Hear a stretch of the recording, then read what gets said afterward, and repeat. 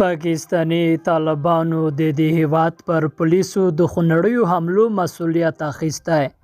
پاکستانی طالبانو د دې هیواد پر پولیسو د څو خونړیو حملو مسؤلیت اخیستی.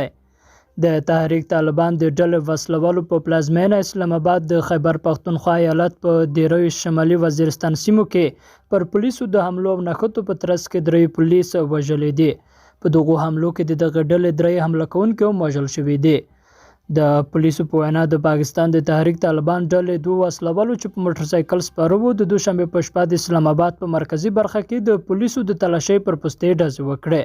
په دغه پیښه کې یو پولیس افسر او 2 حمله کوونکي وژل شوي او 2 نور پولیس افسران ټپیان شوي دي. د خیبر پختونخوا ایالت په دیرو شمالي وزیرستان سیمو کې د پاکستانی طالبانو د دوشنبه د ورځې په بریدونو کې د 2 پولیسو د وژل کېدو خبر ورکړل شوی دی.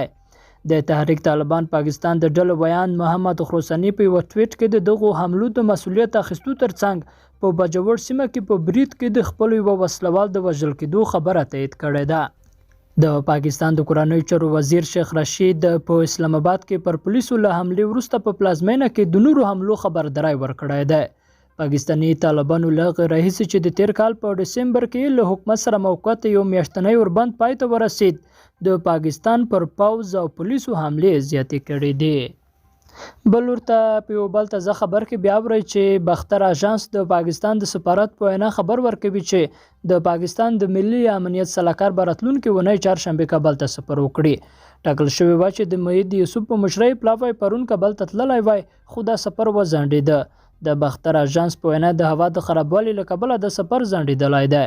پاکستانی چارواکي وایي چې د دوی پلاوی به د طالبانو له چارواکو سره د پاکستان او افغانستان ترمنځ په اقتصادي، تجارتي او سرحدي موضوعاتو خبرې وکړي. د اګست له 15مې راوروسته چې طالبانو کابل نیولی دی، مؤید یوسف یو ځل مخکې هم کابل ته سفر کړی و. لیدونکو له ملتیا مننه، الله مو مل شه.